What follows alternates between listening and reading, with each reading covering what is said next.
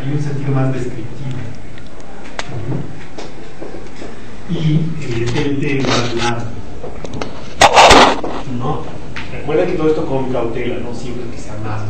No quiere decir que la poesía épica no haya elementos líricos, también, emociones, presentaciones de sentimientos, ¿no? Sino que, digamos que eso es como el esquemático. Y sí, efectivamente hay una distinción en cuanto a que hay un héroe y que sabrá sus hazañas, sus actos. En el caso de la poesía épica española, ese héroe suele ser un héroe histórico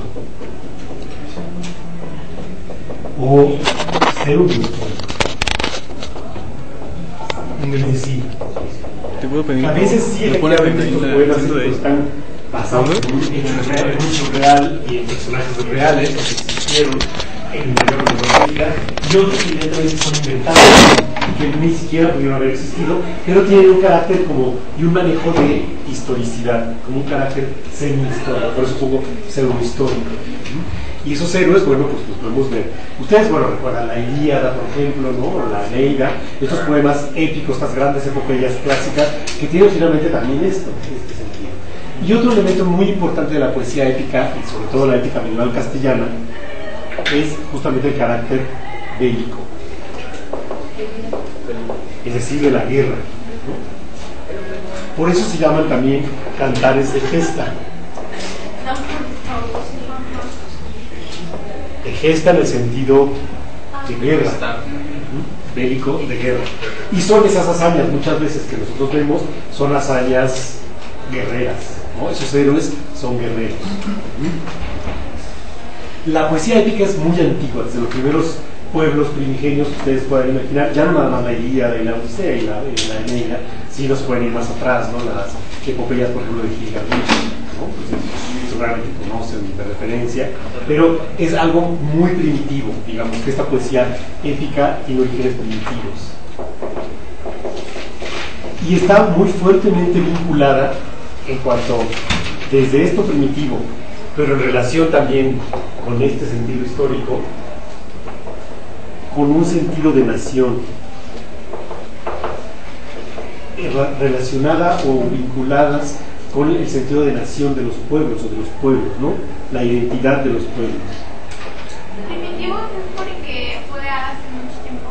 Sí, no me refiero, o sea, me refiero a que es muy antiguo, a la que no puedes decir una fecha concreta, ¿no? Es como arcaico. O sea, ya no estoy en las leyes, estoy hablando de lo anterior, ¿no? Las primeras manifestaciones de los pueblos. Ajá. Sí, la lírica también, ¿no? Las dos vertientes, pero sobre todo en cuanto a los pueblos me refiero por eso eso, porque tienen un sentido de nación y de una identidad de los pueblos. Es decir, a través de estas hazañas y de este héroe y de esos hechos, digamos, históricos, lo pongo entre comillas en ese sentido, a través de esos, justamente esos hechos históricos, mayor o menor medida, reales y comprobables, casi la menor medida comprobables, pero que sí sabemos que hay un antecedente histórico, atiende a la identidad de los pueblos. Los pueblos a través de esto se sienten unidos y representados. Todas las epopeyas y las poesías épicas, ¿no? Y el héroe entonces es un héroe nacional que da cohesión a los pueblos, los unifica. Y entonces, claro que ese héroe se vuelve un referente. Ajá. Un referente y modelo. Muchas veces incluso son héroes fundadores. Me refiero a que a veces esos héroes fundan pueblos, o fundan justamente una ciudad, o fundan el pueblo, la unificación de esa nación. Y además de eso,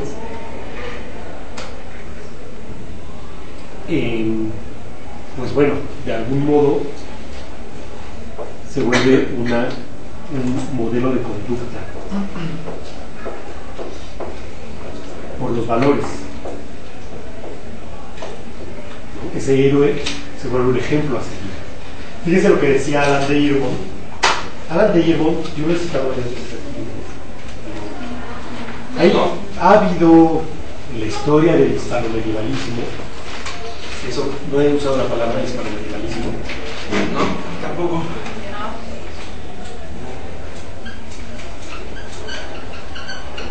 El hispanomedievalismo es un concepto que se refiere justamente a los estudios hispánicos medievales.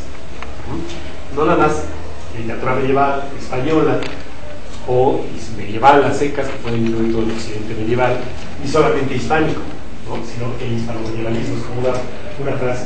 Entonces hay unos nombres importantes en el hispanomedievalismo que han sido, digamos, imágenes, figuras importantes en la filología hispánica, en los estudios de literatura hispánica medieval. Alguna vez mencionamos aquí a Ramón Menéndez Pidal, si se acuerdan, ¿no?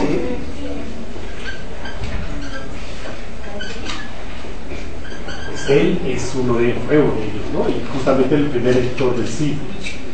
Y otro de ellos, por decirles algunos, fue Adán de Hierro.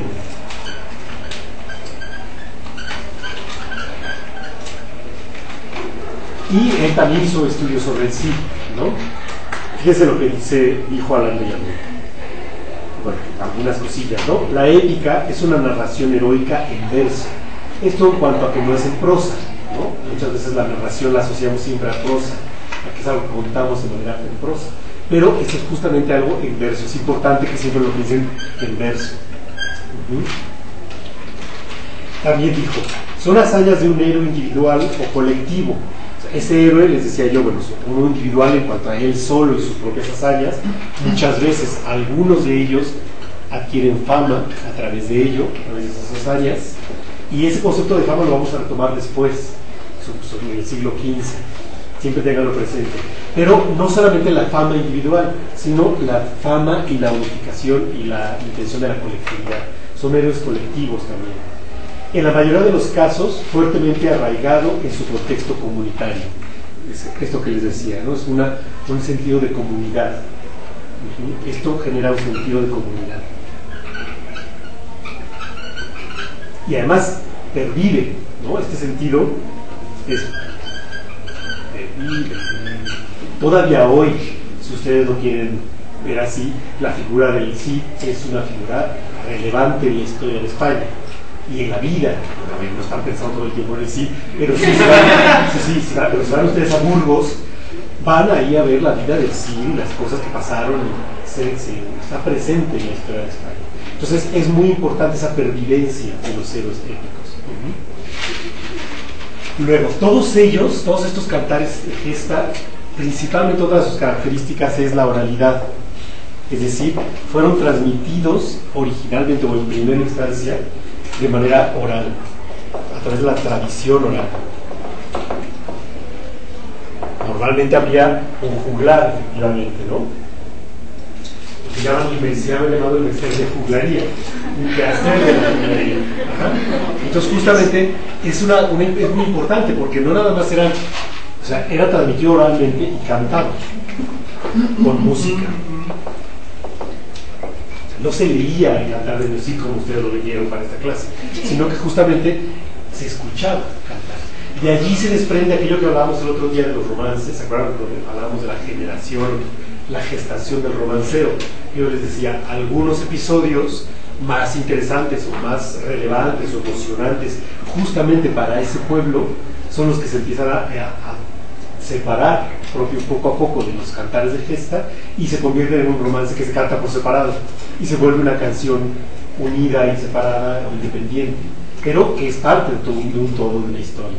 Entonces, por eso es que eso facilitó que ocurriera, que los cantares de gesta se cantaban, ¿no? Cantares de gesta, o poemas épicos, y se transmitían de esa manera. Ahora, ¿qué sucede o qué causa o qué provoca el que un poema épico como estos se transmitiera de manera oral y con música?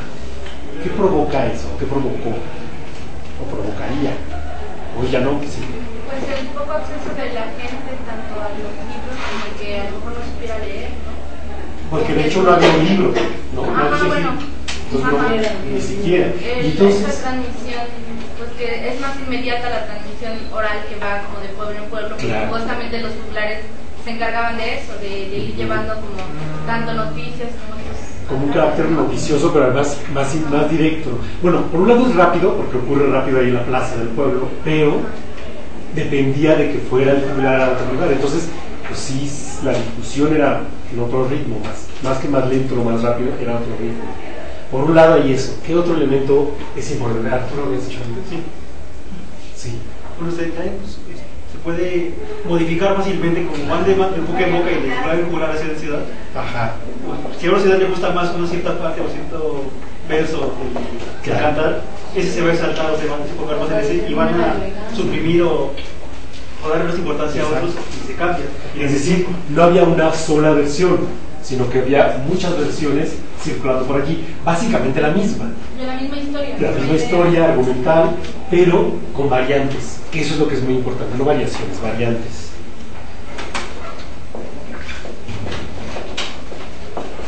Ajá, son variantes de lo como vimos con el romancero, y los ejemplos magníficos que pusieron en el grupo de Facebook, también ahí se veía claro, ¿no? Cómo pervive. Sí, bueno, antes, por acá, ¿alguien quiere decir algo? Sí, es lo mismo, que en las variantes siempre hay todas la misma información en todo. Claro, es la misma información, pero a veces en vez de decir espada, dice masa, por decirlo, ¿no? Alguna variante de estas. Bueno, también la parte también de que iba a decir lo mismo, también creo que era un poquito más, que se quedaba más en la memoria de las personas, porque escuchábamos su música, entonces era como que más. Hay un aspecto mnemotécnico, ¿no? La memoria. ¿Eso querías decir? Claro, para que ocurra esta transmisión oral, tiene que haber un poderoso uso de la memoria. Claro que la musicalización ayudaba. ¿Se acuerdan que en los romances había frases, esto que hablamos del sentido formulaico de los romances, del siempre repetir lo mismo, justo porque ayuda como de soporte a la memorización? En el cantar de gente es lo mismo, ¿no? Ustedes lo mismo, en la lectura que hicieron, ven que también hay estas frases que se repiten siempre, ¿no? Incluso desde la épica, la Ilíada, siempre se da un epíteto a Aquiles, ¿no? Siempre. Entonces esto ayudaba a la memorización. Es muy importante que ocurría esa transmisión. Y no es hasta que alguien por alguna razón decide ponerlo por escrito que entonces se fija una versión, ¿no? Queda fija esa versión.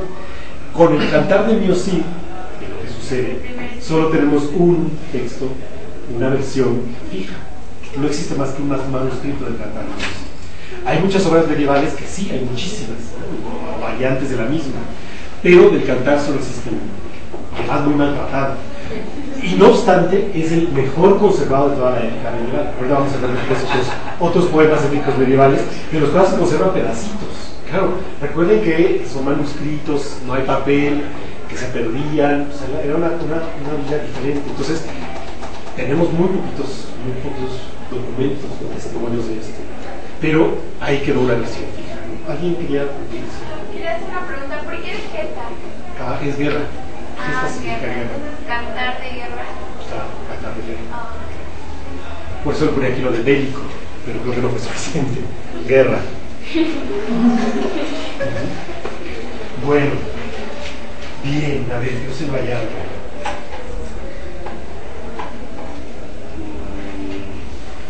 Bueno. Ajá. Entonces, bueno, yo creo que se mantuvo tanto tiempo la oralidad, la tradición oral, porque era su entretenimiento, ¿no?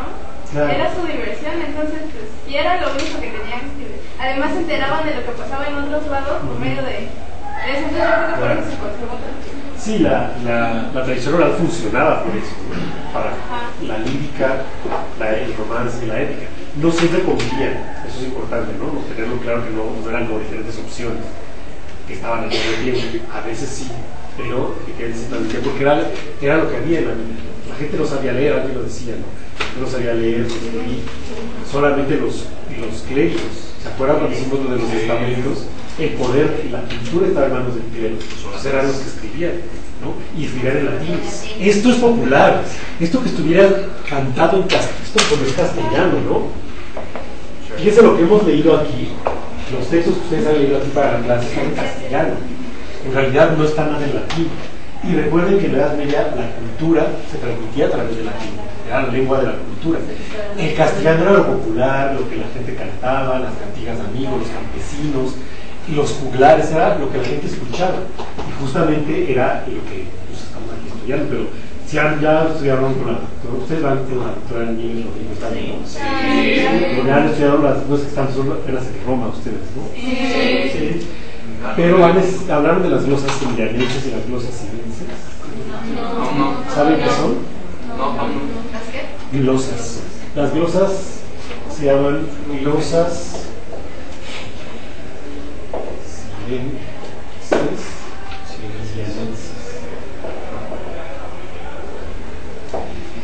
Bueno, lo importante son las glosas. Las glosas, una glosa, ¿saben qué es una glosa?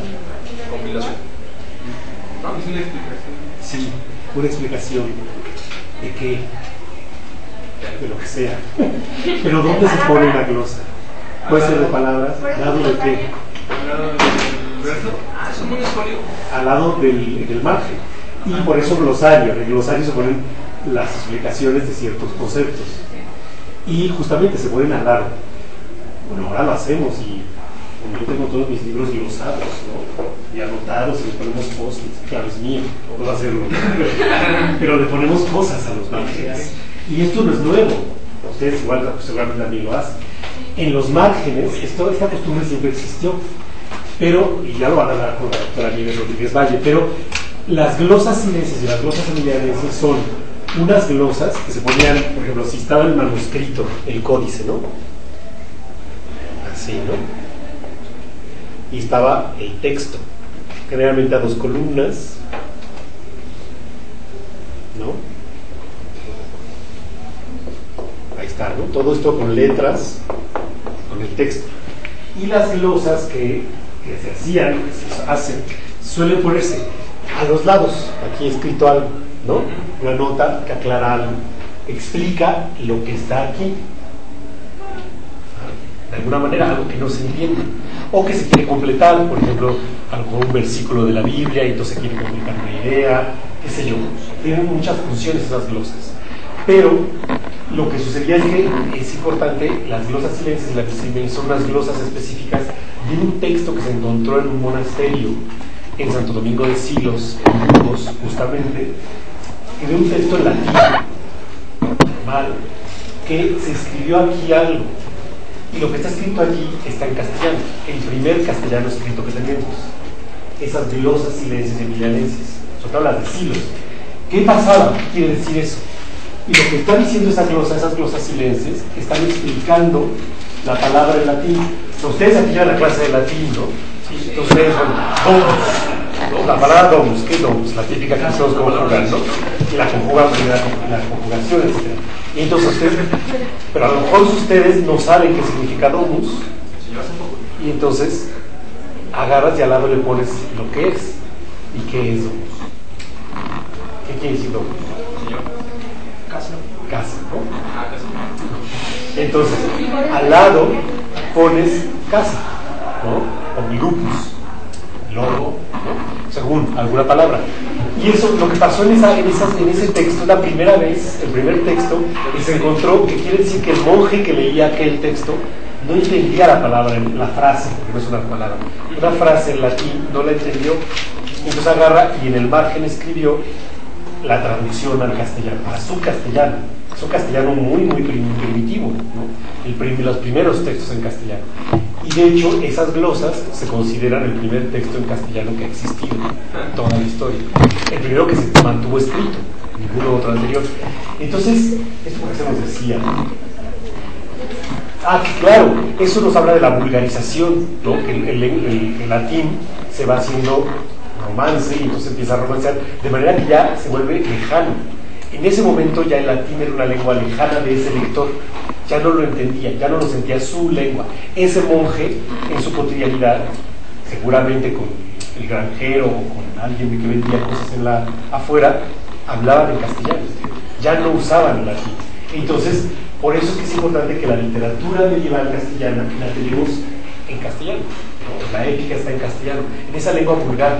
La lengua latina existía y el latín pervivió hasta el siglo XIX, usándose como lengua de cultura. Pero en este momento ya es la lengua castellana. Y la épica está justamente en castellano, porque es para el pueblo, es algo que surge del pueblo.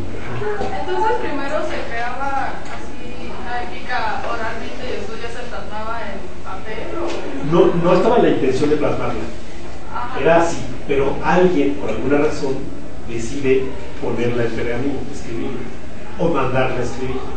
Ahora vamos a ver por qué. Y entonces ya se conservó, y gracias a eso lo tenemos. Pero no era la intención original de los cantares de gesta, no era que fueran escritos, eran compuestos y cantados. Y pueden ir agregando, claro. Como que en cierto modo no querían escribirlo por lo mismo que perdían la de que podías improvisar, podías cambiar, podías... Yo creo que ni se lo planteaba. Ese juglar andaba por el mundo y se lo sabía de memoria, ¿no?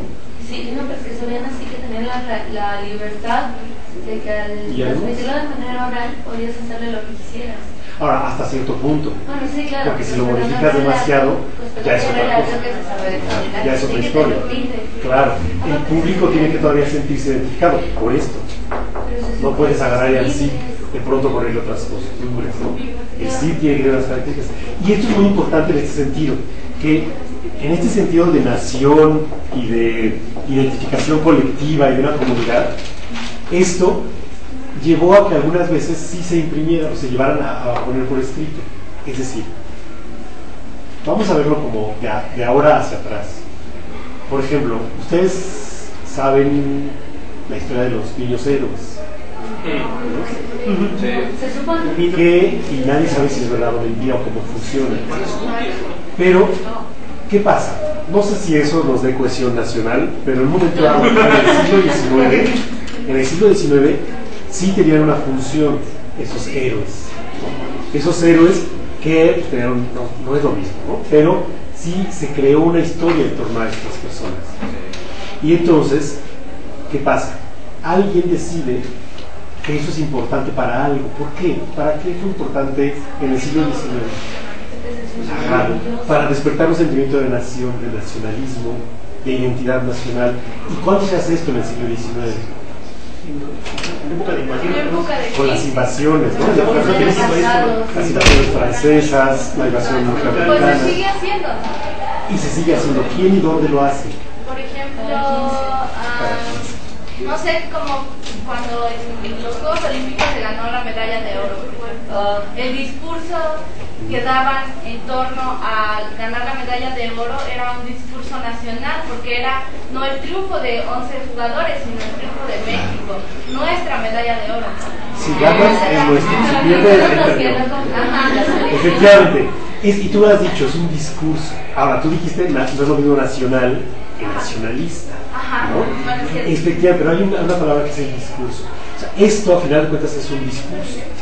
Es decir, a la intención de agradecer es que ganaron la medalla de oro y el equipo de México y tal. Hay una crisis, evidentemente, en el país. Y de alguna manera viste algo así, ¿no? Pero entonces hay una intención política detrás de eso, ¿no? Una intención política de un gobierno que quiere legitimizar su lugar, ¿no? Entonces, esto no es gratuito ni es nuevo, ya lo hacían los reyes en la Edad Media.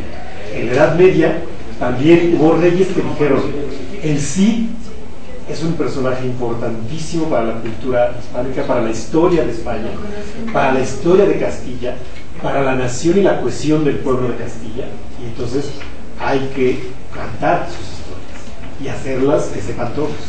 Y entonces vamos a venderlo. Y entonces efectivamente puede ser que se mande poner por escrito, que un rey con una intención política de legitimar su lugar en ese trono, mande ponerlo por escrito, porque ya sabemos que como la memoria es caediza, que queda el texto para el futuro, y ahí está.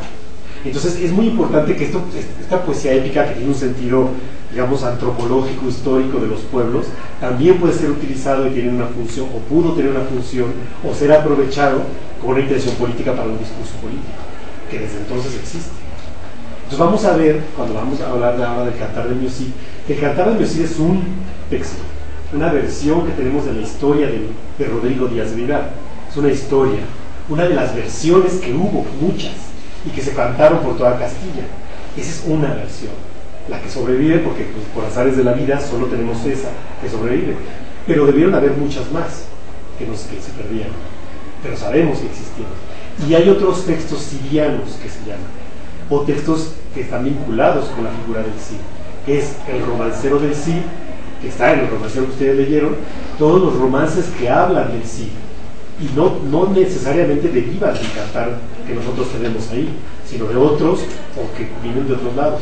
O la historia Roderick, que es la historia de Rodrigo, está en latín, y que es una historia que habla de Rodrigo Díaz de Vivar desde una perspectiva totalmente histórica. ¿Qué pasa? Nosotros aquí estamos en la carrera de las hispánicas, estudiamos literatura. Recuerden que en la Edad Media la historia y la literatura no estaban muy definidas, ¿no? Estaban muy mezcladas, o los límites no eran muy claros.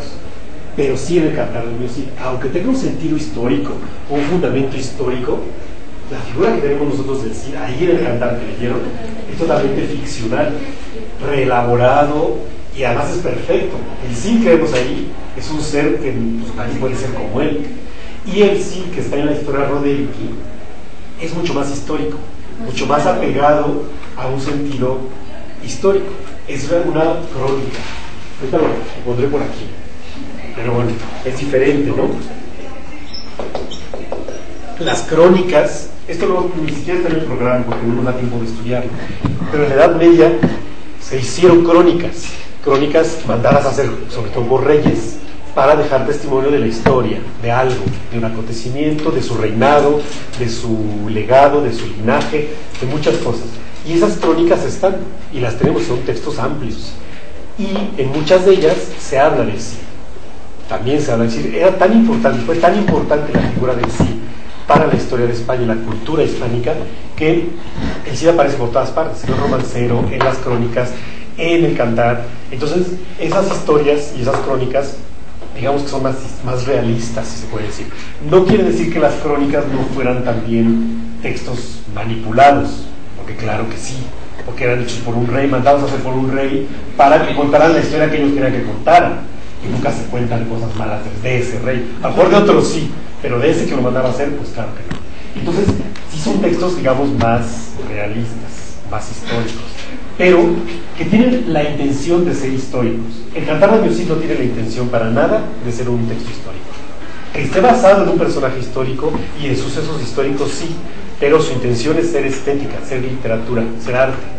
¿Sí me explico? Sí. Bueno, voy a borrar esto para seguir. Maestro, Ajá. ¿esas crónicas estaban en prosa o en De verso? prosa, En prosa. sí, claro.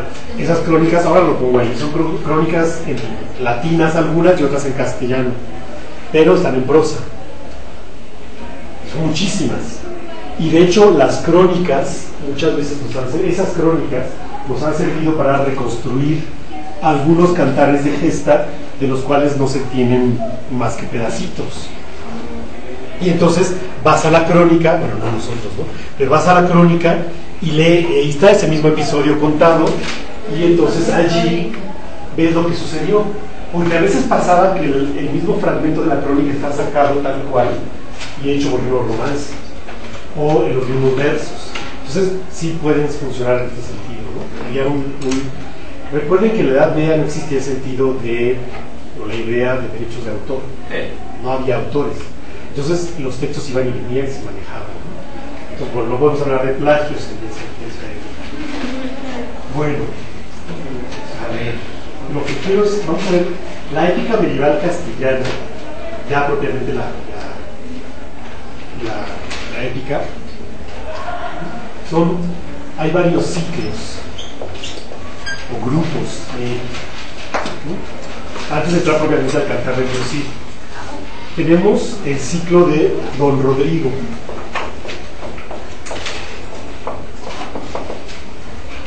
Y la pérdida de España.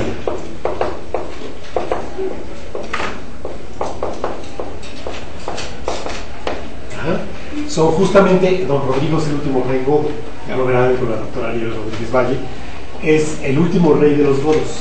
Cuando los visigodos invaden, todos los bárbaros invaden el imperio romano, los visigodos se van hacia la península ibérica, Francia, la península ibérica, y ahí, bueno, los reyes son los godos.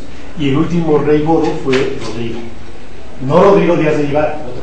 Y él fue el último rey godo porque él fue el que perdió España en 711, cuando llegan los musulmanes a la península y la conquista. Entonces hay una serie de textos, romances, cantares que lamentan la pérdida de España. como hecho histórico. Otro ciclo se refiere a los condes de Castilla.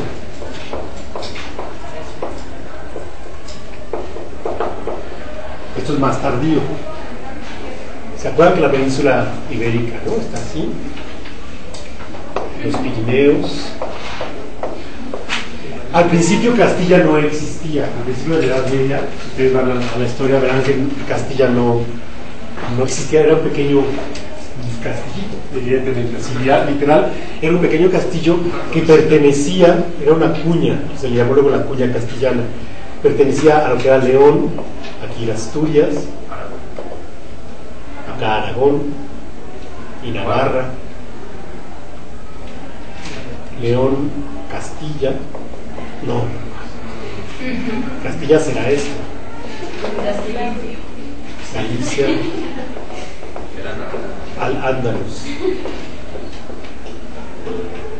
Bueno, más o menos, ¿no? Pero España, Castilla empezó siendo un pequeño pedacito, una torre, un territorio pequeño que fue luego un condado, los condes de Castilla, y fue creciendo y al final de cuentas obtuvieron su independencia del Reino de León. Cuando ocurre el Cantar de Miocid, justamente el rey es el rey de León. Y entonces, que ya estaba Castilla y León, Castilla era parte de León. Y entonces los condes de Castilla es toda una parte de los ciclos de los cantares de gesta que se refiere justamente a esa época en que se independizó Castilla de León. Tuvo que conseguir su independencia y al final de cuentas fue la que dominó a todo y hasta América. Pero es uno de los ciclos. Y el otro es el ciclo del Cid, de Rodrigo Díaz de Vivar.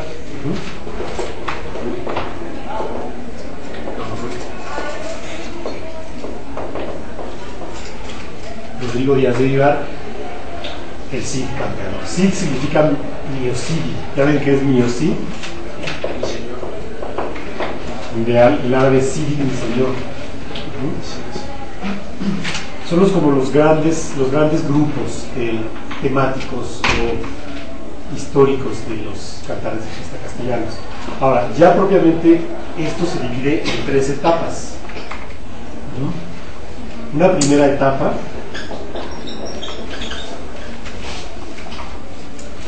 esto las indicó del siglo X, del siglo VIII al siglo XI, cronológicamente. Y allí se insertan cronológicamente los cantares de la pérdida de España,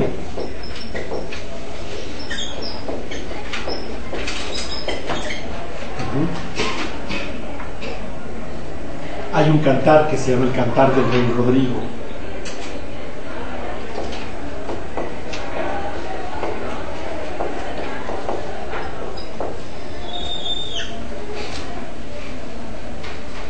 Otros que tenemos que son relatos novelescos.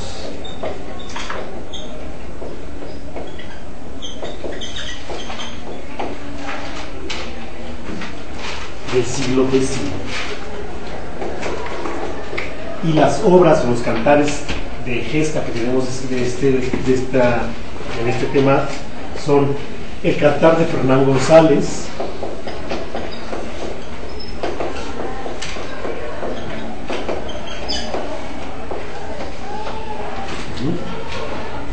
y los 7 infantes de Lara.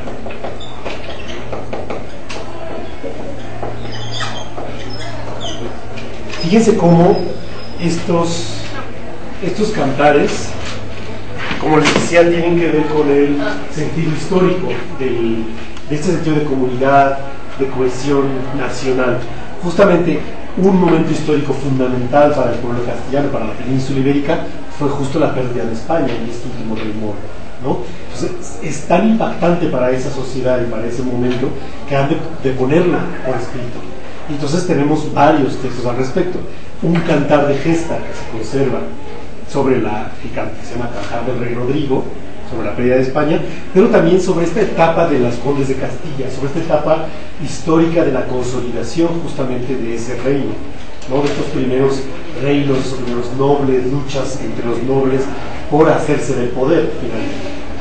Y tenemos el cantar de Fernán González, que es quien llevó a cabo la independencia de Castilla del Reino de León, y la historia de los 7 infantes de Lara, que también tiene que ver con esas luchas intestinas entre la nobleza castellana, quién era el que estaba en el poder. Y entonces hay una lucha y entre ellos y matan a los infantes de Lara. Si tienen, aquí no da tiempo de leerlos ni de comentarlos, si tienen tiempo les recomiendo que puedan leérselos en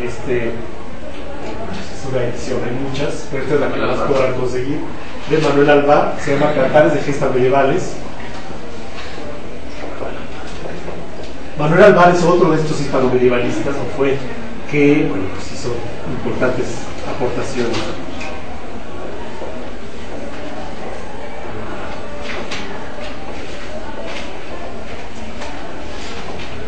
La edición de Purruá no está mal, y es el número, ni sepan cuántos, número 122.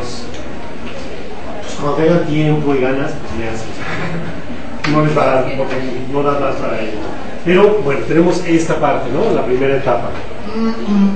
Lo que caracteriza esta primera etapa de la épica medieval castellana, justamente es, lo voy a poner aquí, la brevedad. La brevedad y el carácter histórico. Son muy breves, son pequeños los fragmentos que tenemos y siempre tienen un carácter muy asociado a lo que tiene que ver con la historia de España, ¿no? Otro elemento que tenemos, lo voy a poner en negro, pero es mención, ¿no? Otro que es relatos novelescos del siglo XI, que es el Cerco de Zamora.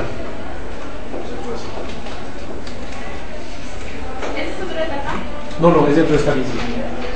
Es esos relatos novelescos y otro es del siglo X y del siglo XI, el Cerco de Zamora. Es otro cantar de gesta muy breve sobre la ciudad de Zamora, cómo fue sitiada y cómo fue liberada. Ya desde estas historias, desde el Cerco de Zamora, ya empieza a aparecer la figura del Cid. Luego, tenemos una segunda etapa, voy a borrar el mapa. Una segunda etapa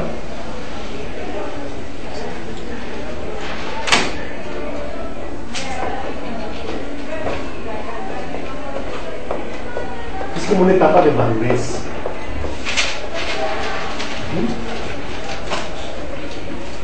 O de auge, ¿no? En el momento más importante de la época medieval castellana.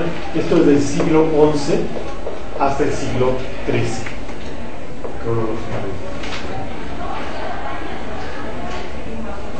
Está muy asociada esta etapa al Camino de Santiago.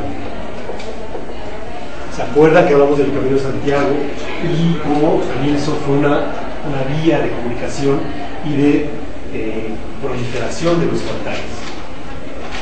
Estos son mucho más extensos.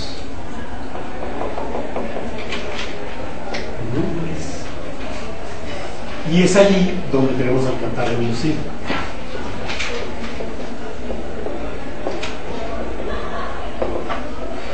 Le pueden llamar cantar de Miocid, poema de Miocid, como ustedes, porque son las dos variantes que hay, ¿no? Es lo mismo. También tenemos otro, evidentemente este es el más importante, el cantar de Roncesvalles.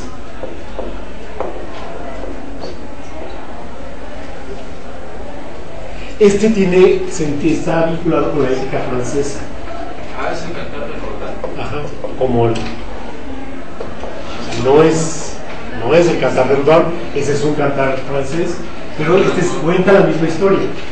El cantar de Roncesvalles, que ocurre en Roncesvalles justo el momento en que Roldán muere. ¿Sí saben la historia? ¿Sí saben quién era Roldán? Roldán, esa es una historia muy bonita, cuando puedan leerla. Roldán era, para no hacerles la historia larga, Roldán es el caballero predilecto del rey Carlomagno, de los 12 pares de Francia, y han ido, le dice Carlomagno que se quede en la retaguardia, y Carlomagno va a ir al frente del ejército, van de regreso a Francia y van cruzando los Pirineos por el paso de Roncesvalles. Y entonces cuando van por allí, le dice Carlomagno a Roldán que tiene un cuerno y que si vienen los moros, que esos moros eran españoles en realidad, pero que si vienen los moros, que toque el cuerno para que entonces vengan y a la retaguardia y los ayuden, ¿no? Sucede, y en vez de Roldán tocar el cuerno, no quiere, digamos, él peca de alguna manera de soberbia y dice: yo puedo solo con los que estamos aquí. No pueden, y los vencen, los matan prácticamente a todos. Y Roldán, no obstante, en ese momento muere, y antes de morir, con su espada parte una piedra, entonces ya se abre el paso ¿no? Supuestamente. Pero ahí muere Roldán, y le dice a Montesinos que lleve a su corazón a Belerma, a su amada en Francia. Pero es la historia del cantar, esta es una historia castellana, que cuenta la versión del Cantar de Roncesvalles, pero que es el cantar de Roldán, está en Francia, la épica francesa. Y tenemos otra, es una versión castellana, el Bernardo del Carpio, igual.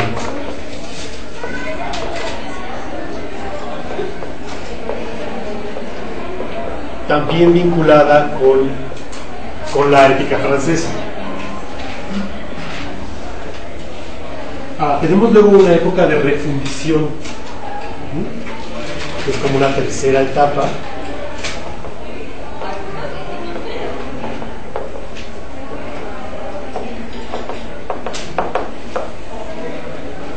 Esta cronológicamente va de la primera mitad del siglo XIII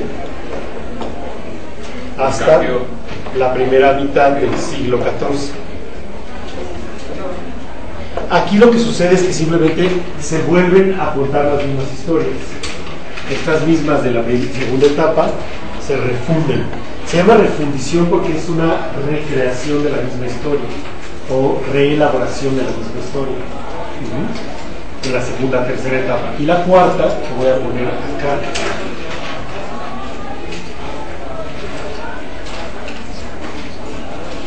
La cuarta etapa. O sea, en la tercera etapa como que se roban la de la segunda. No se la roban, es una refundición. Acuérdate que no hay autoría. Y no es la misma historia copiada. Es cuando sí, por eso digo la palabra, insisto la palabra refundición. Es como si fundiera la obra y la volviera a hacer, la volviera a contar prácticamente, ¿no? Pues bueno, como las mismas historias vuelven a contarse. Y en la cuarta etapa, que es la que corresponde a una etapa de decadencia,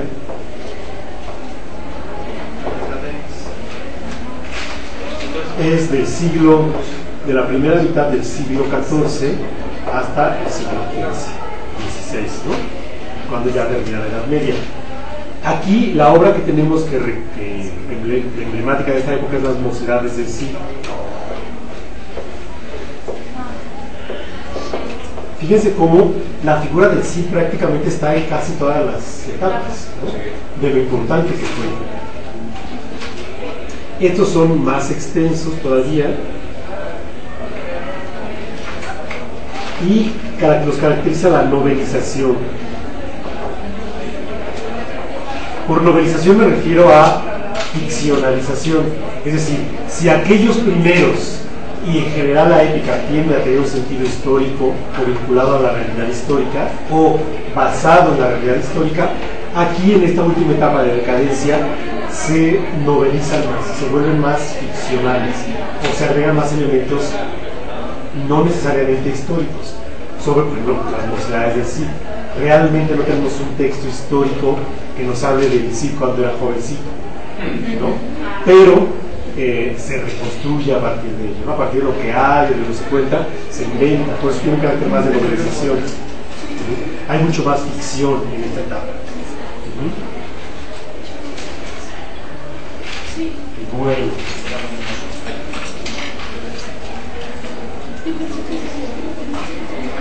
¿Alguna pregunta de esto? Bueno. ¿Puedo borrar ya las partes centrales?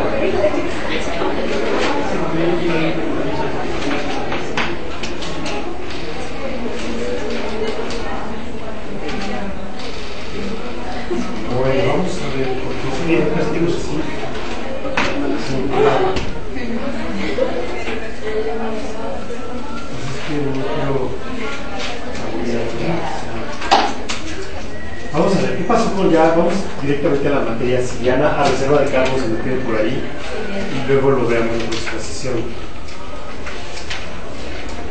La recuperación de los textos.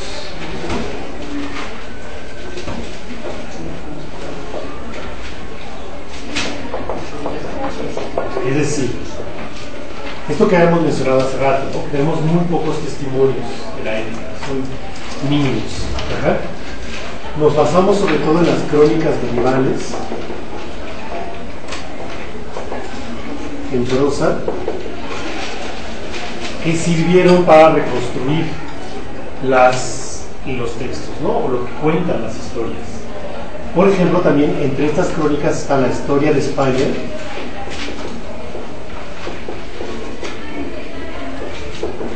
o la crónica najerense.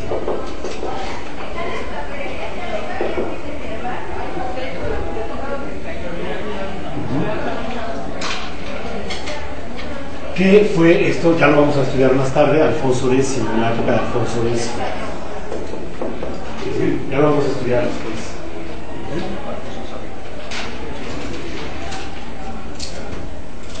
También tenemos los romances. El romancero, que sirve para reconstruir los textos, ¿no? En estas crónicas habría que mencionar la historia Roderick.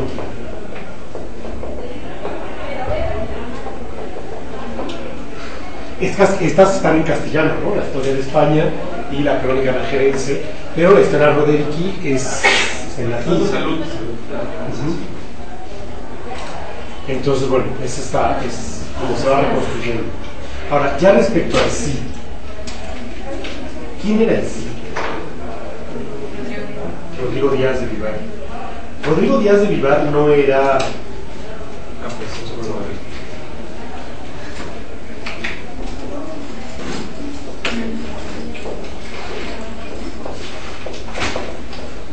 vinculado a eso, ¿no?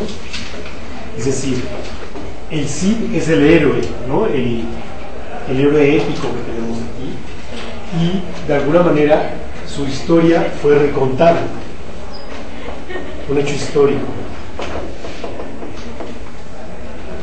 ¿Por qué es tan importante la figura del Cid?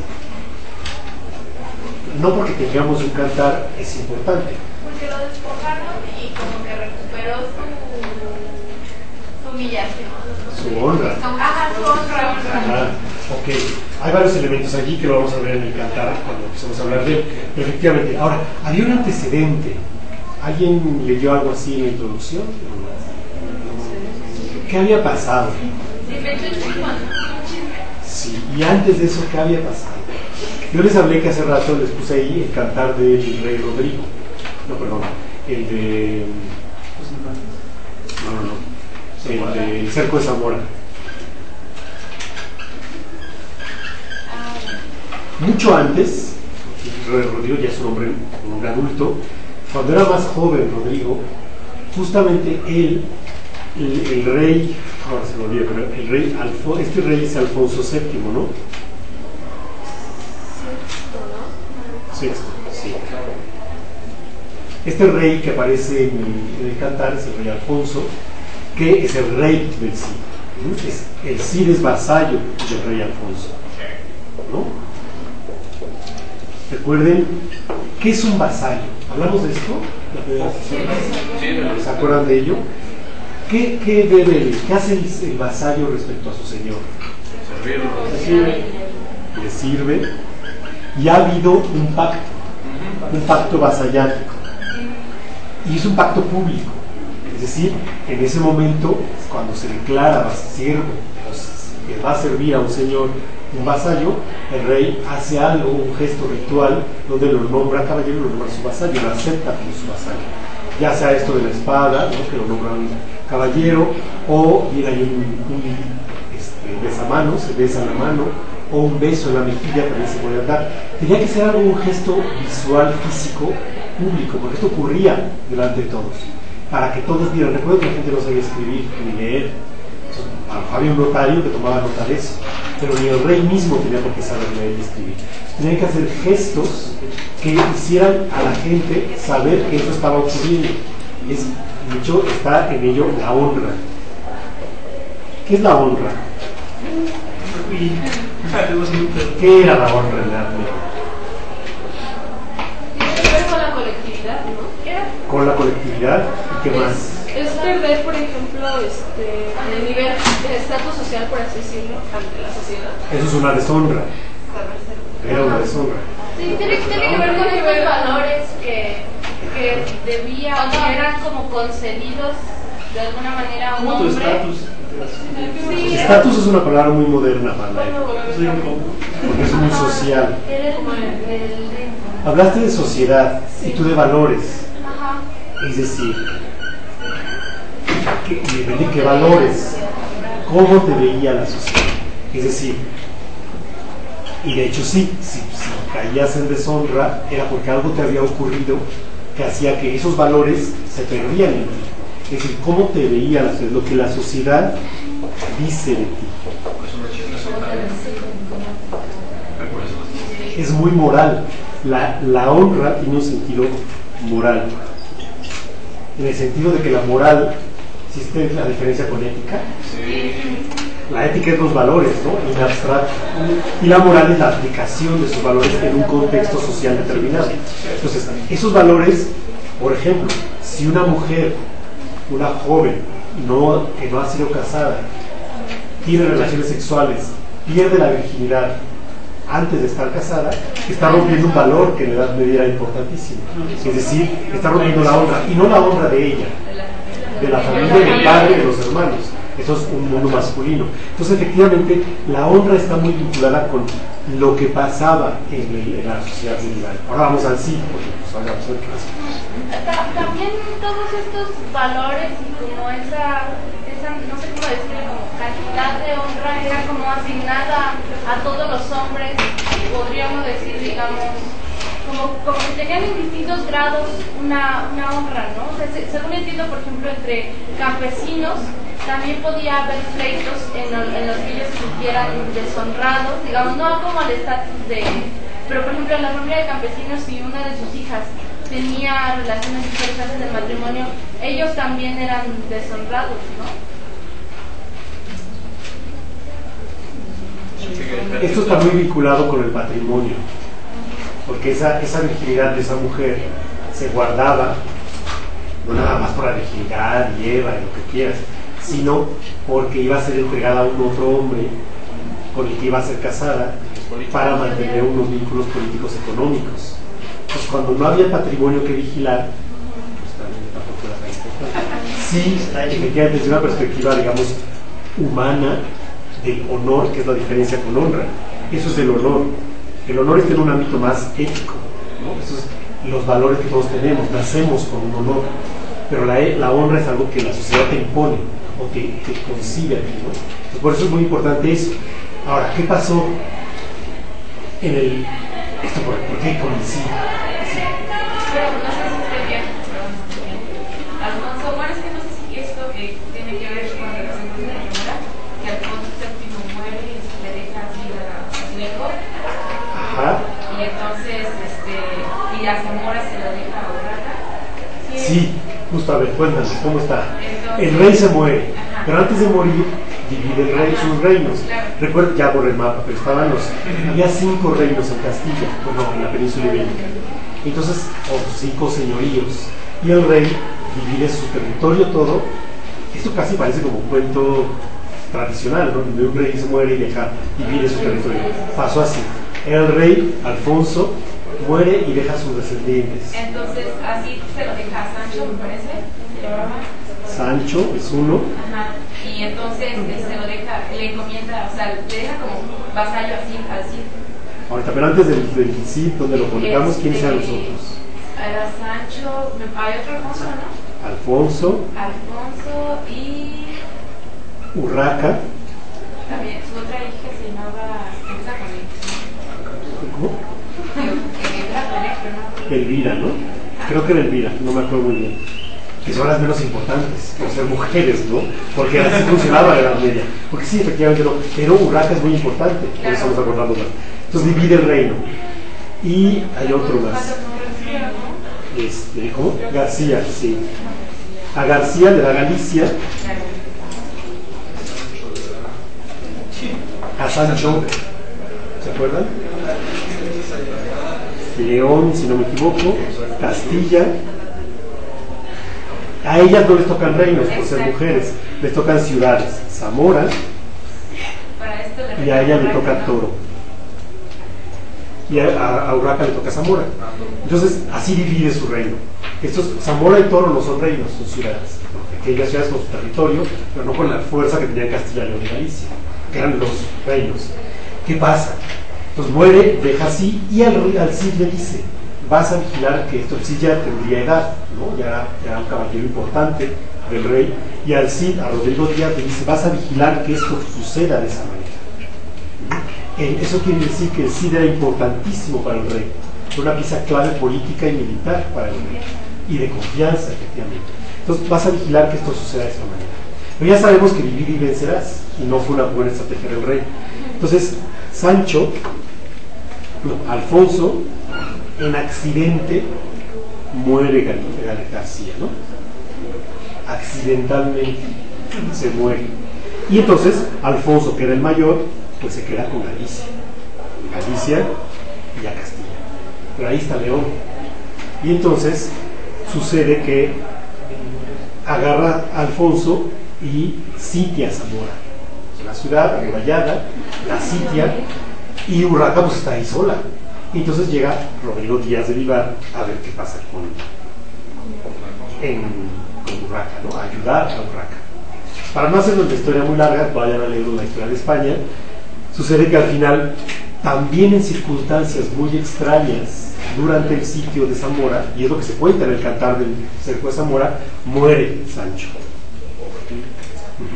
En circunstancias muy extrañas que involucran también al rey Alfonso. Y entonces al final Zamora pierde o es sitiada, y entonces, pues bueno, ya es entregada, son mujeres, dependen, y entonces el rey se queda Alfonso, el rey de Castilla, León y Galicia, y dominando Zamora y todo, ¿no? Más o menos, para no hacer la historia larga. Es importante aquí lo siguiente: en Castilla no había una coronación propiamente dicha, es decir, ir y ponerle al rey la corona. Lo que hacían era que juraban. El rey, digamos, los nobles juraban al rey y juraban lealtad y vasallaje al rey, y lo hacían en la iglesia de Santa Gadea, en Burgos. Y ahí en Burgos, que es en Castilla, era donde había que ir a la iglesia de Santa Gadea y ahí jurar al rey. Y entonces el Cid le hace jurar al rey Alfonso que no tuvo nada que ver en la muerte de sus hermanos, sobre todo del rey Sancho. Y el cantar del rey, ¿cuál fue?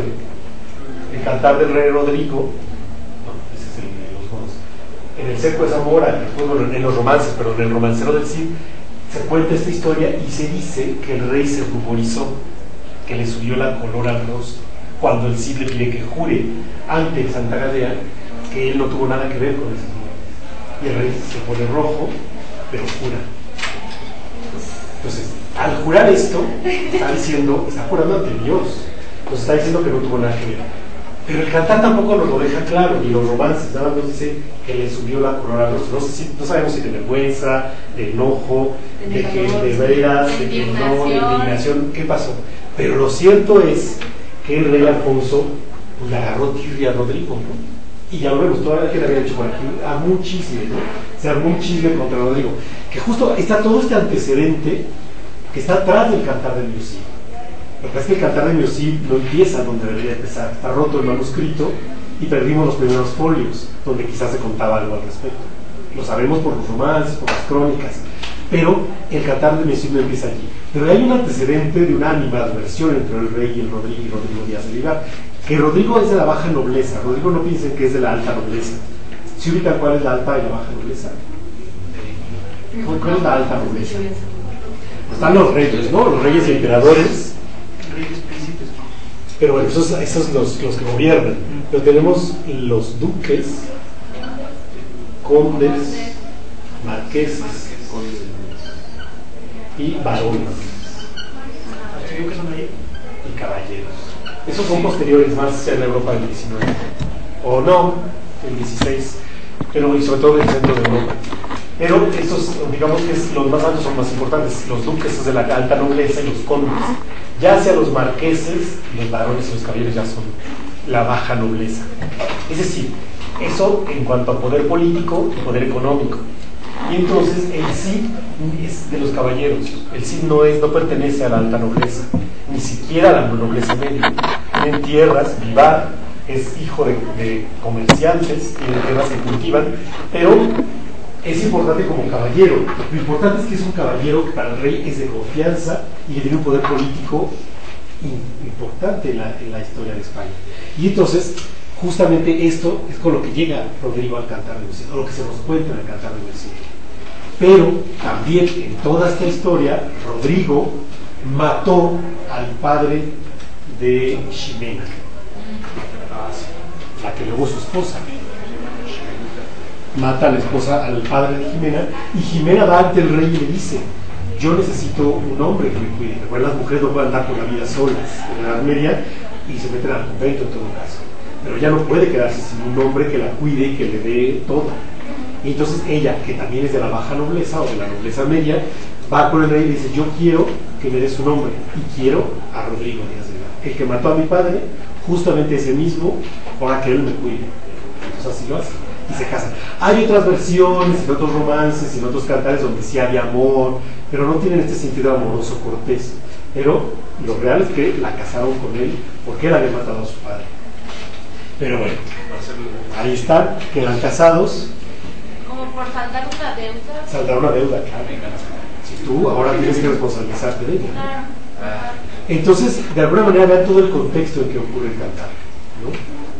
Entonces, la figura de Rodrigo fue justamente la que consolida, porque está ahí como un eje para toda esta unificación de la nobleza, que hablábamos hace rato, ¿no? La nobleza que está en pugnas entre ellos con el rey, quién va a gobernar, quién no va a gobernar, los poderes políticos, económicos, y entonces justamente es el momento en que se consolida de alguna manera, porque Alfonso al final, como haya sido, unifica esos territorios y bajo una sola corona.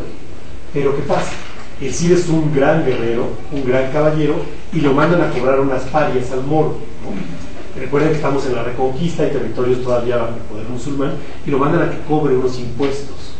Y sus enemigos malos, como dice el cantar, hacen lo del chisme. ¿Quién había hecho lo del chisme por aquí? ¿No? Hacen un chisme, efectivamente conspiran en su contra, porque es un personaje ideal para quitarle el poder. Entonces conspiran en su contra y dicen que se ha robado ese dinero. Y entonces el rey, que no poco le tiene ya para que no le tenga mala animadversión, Claro. lo expulsa, lo destierra. destierra. ¿Qué significa ser desterrado? La deshonra mayor. Es una deshonra enorme. Y además, ¿qué pasa si te destierran? Pierdes la patria. Pierdes la patria, ya todo lo que nos habla de la patria. Ya no tienes hogar. No perteneces Ajá. y además no te puedes llevar nada. Ajá, Tienes que claro. dejar todo lo que ya Tierra, tienes sí, allí. Te quedas pobre. Y también no tienes quien te proteja, ¿no? No Es tienes decir, quien te si andas por allí, digo, si perteneces a un pueblo, como nos había explicado. Claro, y si el rey le dice, te vas de todos mis territorios, ni a Castilla, ni a León, ni a Galicia, ¿y entonces a dónde te vas de ir? Territorios A tierra de moros. Y entonces ahí es donde vienen esos dichos de vas a ver lo que es amar a Dios en tierra de moros. Porque justamente es irse a territorio donde no hay, bueno, no hay ley, o no es tu ley, no es tu religión. Pues de alguna manera es importantísimo el ser desterrado, eso significa, ¿no? Y por eso es un gran dolor. ¿Qué ibas a decir algo? Pero también cuando lo destierran, no sé si han dado, ¿no? Que se va así como que con la frente en alto Rodrigo, porque le dice el rey, te destierro un año, y le dice, si tú me destierras un año, me destierro 4, ¿no? Claro. Sí. O sea, de alguna manera, acuérdese, entonces, todo el contexto que está aquí, o sea, lo destierra, pero al mismo tiempo, Rodrigo se va muy digno, pero al mismo tiempo, él sigue siendo vasallo del rey. Y durante todo el cantar, todo el tiempo le está mandando regalos al rey para que lo perdone. Al final de cuentas, él no puede romper esta estructura medieval de los estamentos, no puede agarrar y decir yo ya un revolucionario, y no me importa. Pero ¿qué pasa? Va a hacerse de Valencia. Ya lo vamos a ver con detalle, vamos a ir a los textos. ¿Valencia dónde está? Otra vez el mapa.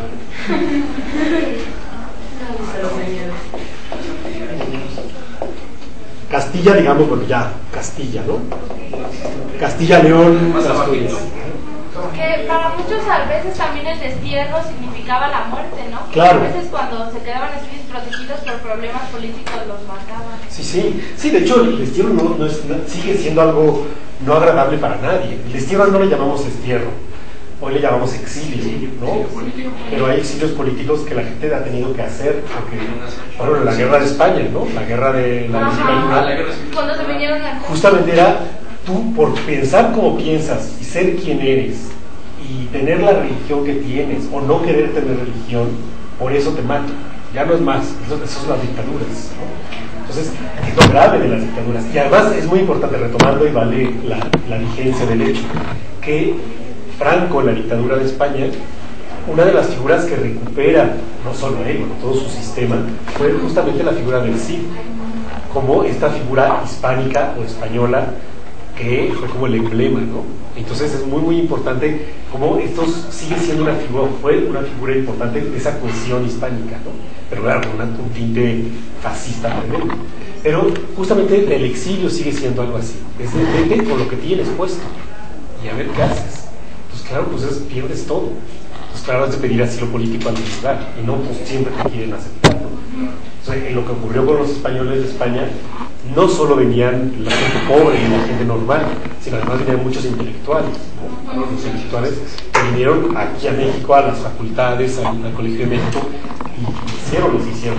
Es muy importante esto, ¿no? Como en las dictaduras pasa esto, independientemente de que quien seas y pienses lo que pienses, seas el mejor intelectual, vete porque eres comunista, ¿no? Y te matas. Y tienes tiempo para irte, porque entonces hasta tal fecha y te matamos, ¿no? Entonces es muy fuerte el exilio. Eso le pasó al Cid, de alguna manera. Y, claro, tierra de moros, ¿no? Efectivamente, a él no se iba a morir, sabemos que era el Cid, pero otros sí se van. Ahora, aquí, en esta zona, está la zona de Valencia. Era parte de la corona de Aragón, hasta Barcelona, ¿no?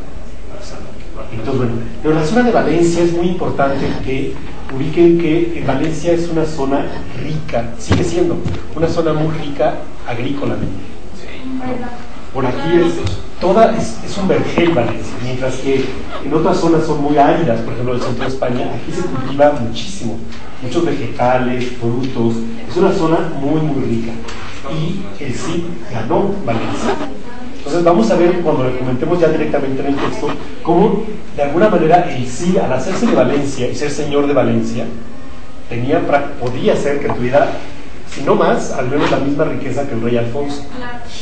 Entonces al rey le conviene perdonar al Cid en un momento dado, ¿no? Se tarda porque le manda regalos, cada vez le manda regalos con sus aliados, pero al final de cuentas el Cid ve, dice tratar, ve que Rodrigo tiene un poder importante. Pero recuerda qué pasó cuando él se va. ¿Qué hizo con doña Ximena y doña Elvira y doña Sol?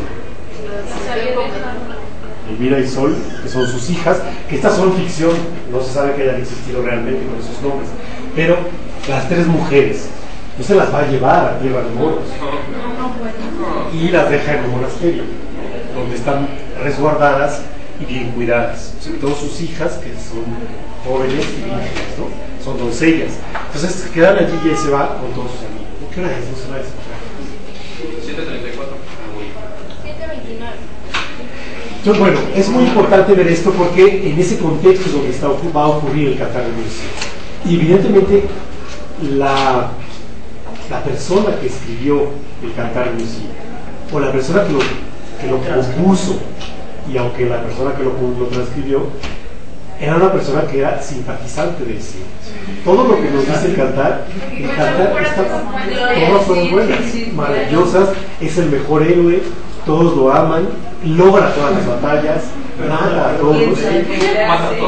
Entonces, de alguna manera, es una imagen, lo que yo les decía, no necesariamente es histórica, por ahí lo habíamos puesto. Es un héroe, y es un héroe ficcional. Si no todo lo que se cuenta de Cid es real. Por eso yo les decía, la historia Rodeliki es una historia, si ustedes quieren leer sobre el Cid, esta digamos que es real, no real, histórica, ¿no? En un sentido más o menos histórico. Recuerden que la historia tampoco es 100%, exacto, pero sí tiene un sentido más histórico.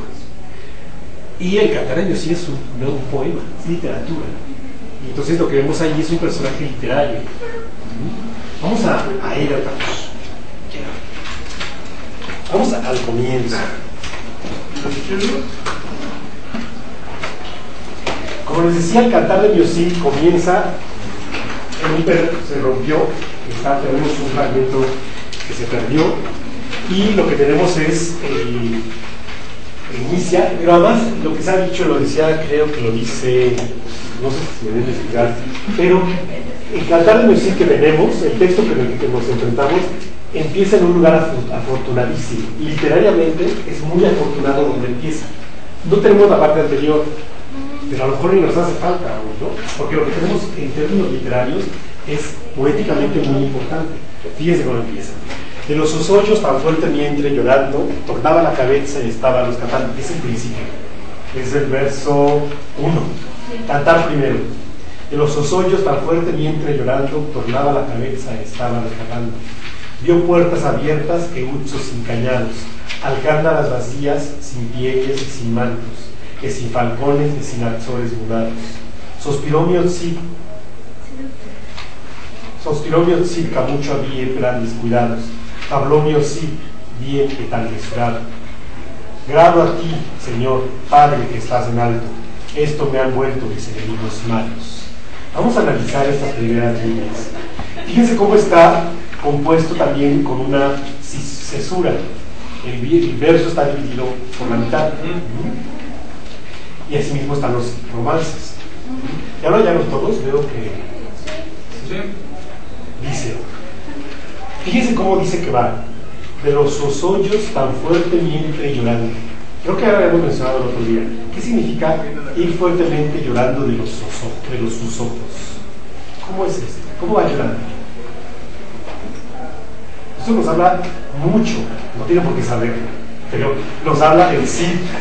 Llorar de los ojos significaba llorar así nada más, que te caigan las lágrimas, sin hacer gestos ni aspavientos. Recuerden que en la Edad Media todo era gesto, era un mundo de gestos, no nada más verbal, sino todo tenía que hacerse a través de gestos, que se viera, ¿no? Lo que tú hacías lo tenías que manifestar. Entonces él no va llorando haciendo gritos, moviendo las manos, ni arrancándose las barbas, que sería algo como muy discretamente, ¿no? Exacto, va llorando de sus ojos, así, nada más cayéndole a la lágrima.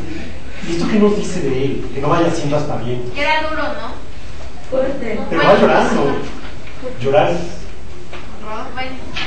Se iba con dignidad, se va aguantando. Se va aguantando porque es un caballero y que con dignidad, bajo orgullo, pero también llora. O sea, va triste, aunque va triste, pero triste. Eso no quiere decir que no sea valiente, por ejemplo. Va llorando porque pues, llora. Se le duele perder su tierra. Se duele, efectivamente. Perder la tierra y todo, ¿no? Pero va llorando dignamente. Y nos habla de un caballero digno. Es un caballero importante. Luego dice, tornaba la cabeza, o sea, voltea, y estaban los catando, o sea, voltea y ve a la gente, ¿no? Lo que está ahí. Vio puertas abiertas e urzos encañados. ¿Qué es esto? ¿Qué son urzos encañados? Ahí tienen notas, ¿no? Por algo es bueno las notas, las ediciones que vio las puertas y las puertas sin candados y los candados sin llaves. Es decir, que está dejando su casa vacía. O sea, él tuvo que dejar todo y dejar la casa llena porque ya no es de él. ¿no? Esto que hablaban de la pérdida económica, ¿no? Usos ingeniados, alcándaras vacías. ¿Qué es una alcándara?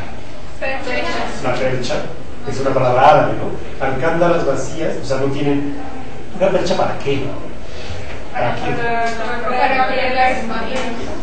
¿Para qué? Para poner pieles. ¿Qué más se ponen las mantos? Sombreros. ¿Y quién tiene pieles de animales y mantos? Los reyes. Si no noble, al menos rico. Es decir, ya las alcándaras están vacías. Como mucho se llevó algo, lo que podía llevarse. Los demás pues, se quedó, lo vendieron, qué sé yo. Vio alcándaras vacías, sin pieles y sin mantos. No son pellejos, ¿no? Son pieles preciosas. Es sin falcones y sin azores mudados. ¿Qué son falcones? Halcones y azores mudados. ¿Qué son azores mudados?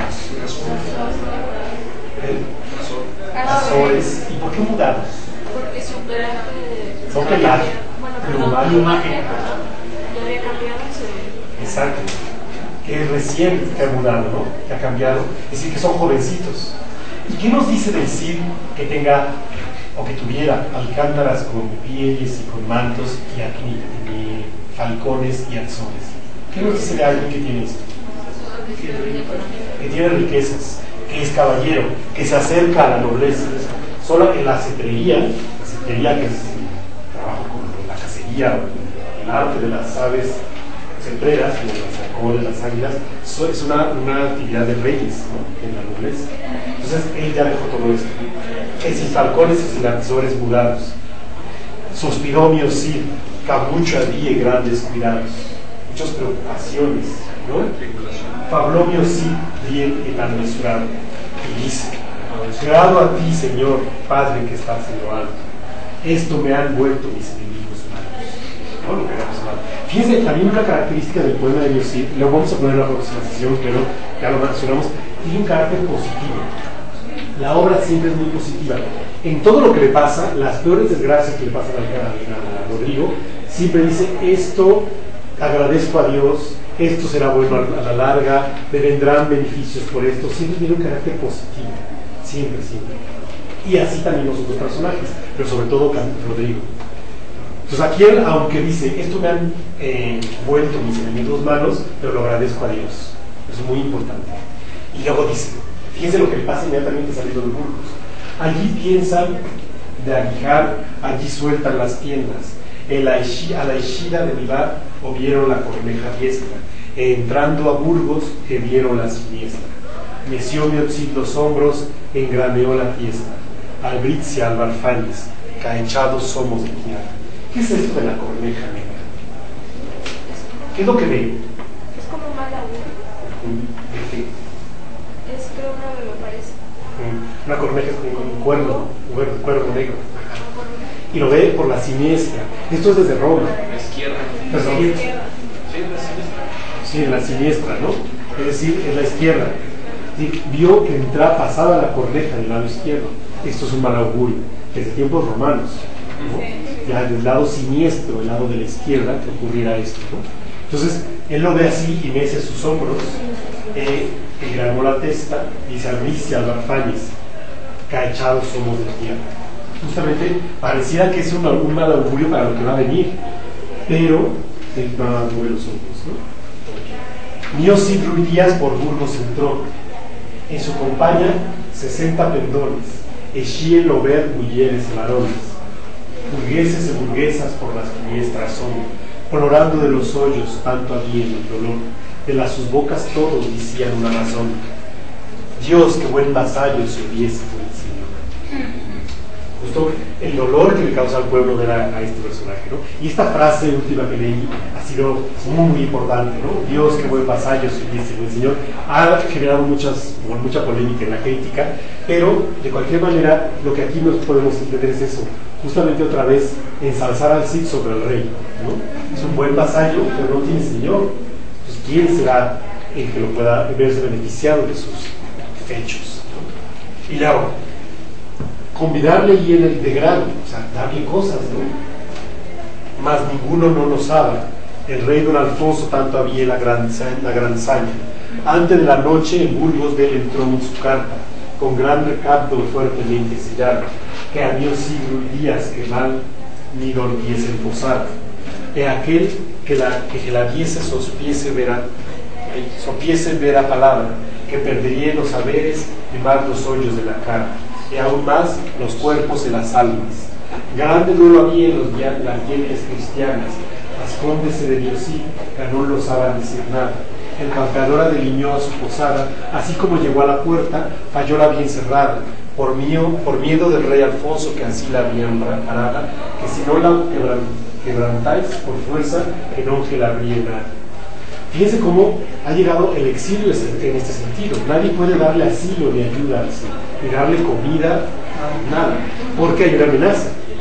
No nada más les van a sacar los ojos de las caras, sino además les van a quitar sus tierras, sino sus almas se van a perder, ¿no? Esa es la carta del rey.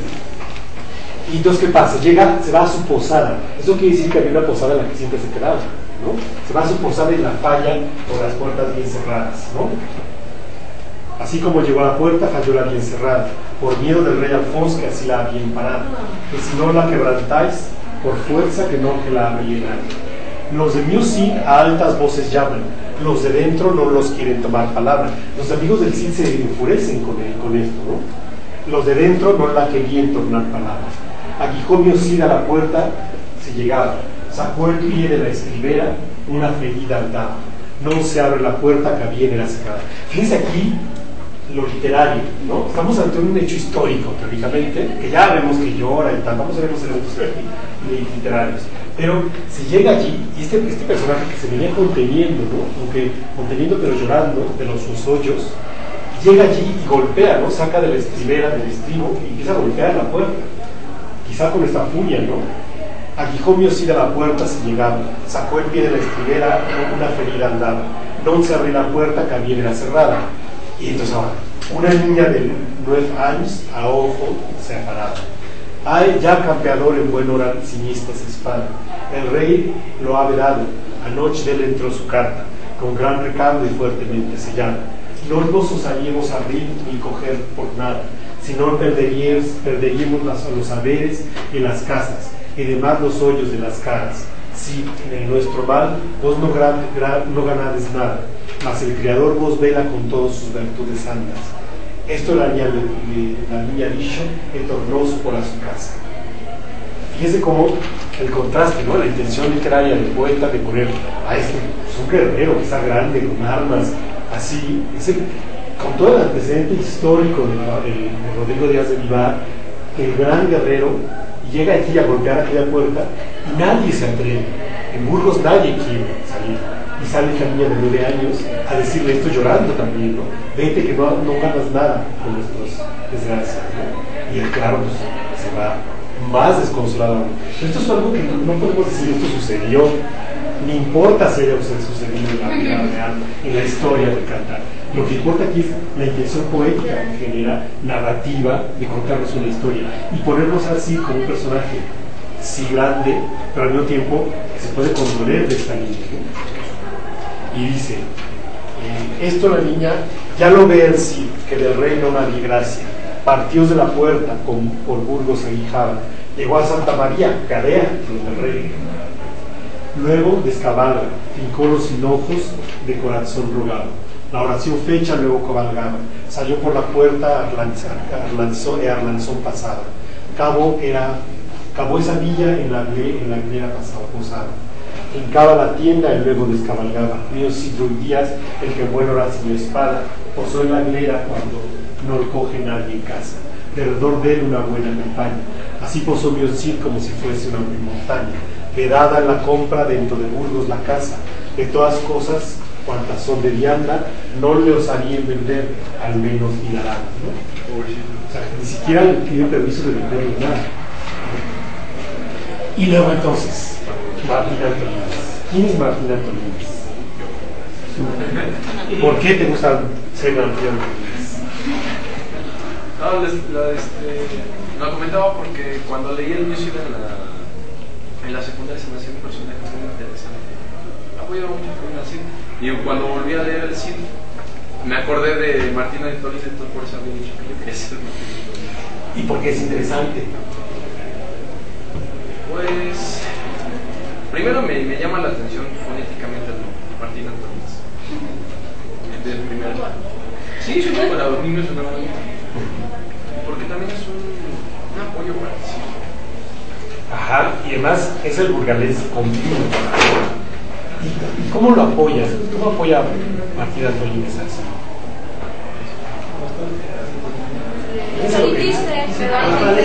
A bastales de pan en vino. Es decir, justo lo que nadie quiso hacer, él lo hizo. Y ya no solo eso, sino que además se van con él, ¿no? Le ayuda a conseguir el préstamo. Le ayuda a conseguir el préstamo. Eso de préstamo, lo de los judíos. El préstamo es un poco. Se llevan el dinero de los judíos, se engañan. Y aquí digamos, ¿qué pasa con Rodrigo Díaz de Vivar? No que era el héroe, todo también, tan sin mácula, ¿no? La necesidad. Pero es que lo necesitaba. Sí, hay una necesidad. Pero ¿por qué robar? A los judíos. También los judíos ahí, porque no es como si les estuviera robando a sus. No es lo mismo robarle a un cristiano. Claro. Que robarle a un judío o un musulmán. Hay una postura antisemita en esto, ¿no? Donde los judíos eran los prestamistas, justamente a ellos les robaba el dinero. Y no está condenado en el cantar. Fíjese cómo en el cantar todo está muy justificado. Y que sí actúe de esa manera con los judíos y les robe su dinero a final de cuentas, se justifica porque son judíos. En el cantar, ¿no? Siempre hay que tener el contexto de lo que sucede. Pero es muy importante. Pero sí, Martín Antolínez participa también en ello, ¿no? ¿Qué hora es? 10 para las. Bien. Lo que vamos a hacer la próxima sesión. Recuerden que, bueno, nos queda todavía la semana próxima, seguiremos hablando del cantar. Entonces, bueno, revisaremos un poquito, retomar la idea, pero ya vamos a ir directamente al cantar. ¿Qué ediciones? Veo que traen la de Cátedra de Colin Smith. Sí. ¿Esa de quién es? Es de Conexión Austral, después a. ¿Pero quién hace la edición? Es el texto preparado por Menéndez Vidal y la traducción al español la hace Alfonso Reyes. Ah, ok. Pero bueno, es la de Menéndez Vidal. ¿Y esta cuál es? Esa es la de Colin Smith. ¿Pero quién hace la edición? Marcio Polanio Eisner. Ajá, fue profesor aquí en la facultad. Y estas Alfonso Reyes, que la digo de aquí. Esa es la adaptación al español actual, pero la edición es la de Menéndez Vidal. Básicamente todas las demás, por ahí tienen la de Ian Michael y ¿qué otra hay por ahí? ¿Cuál es? Igual Castalia de ella. De Castalia. También esa, ¿no? Esas básicamente, aunque hay variantes y ya han hecho sus ediciones, igual esta de crítica de Alberto Montaner, básicamente siempre se basan principalmente en la de Espiral. Luego ya hacen ajustes, reinterpretaciones, pero básicamente el texto primero siempre se le debe de Espiral. Entonces, bueno, pues es como una base importante. Entonces, para la próxima clase ya, si no lo acabaron de leer para esta, termínenlo. Si lo acabaron, sigan con la siguiente lectura, pero termínenlo de leer y sobre todo vamos a ir a episodios muy concretos, no podemos revisarlo todo, pero vamos a ir a ciertos episodios más representativos. Y nos vemos la semana que viene.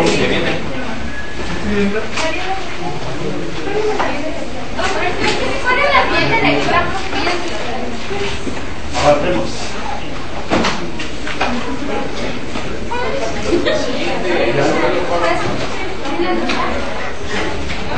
No hay lectura, es un tema primordial, la cuadernilla y la geografía. ¿Todavía? Y para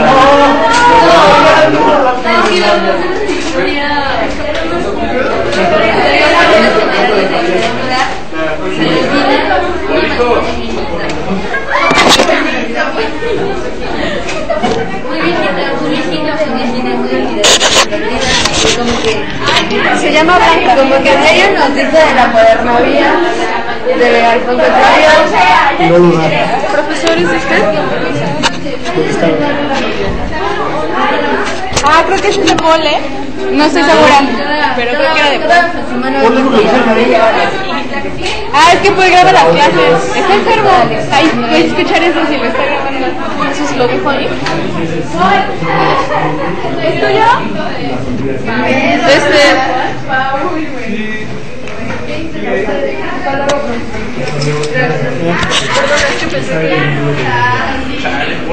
Ay, pinche Pau, ¿y cómo pierdes esa madre? Sí, creo que no me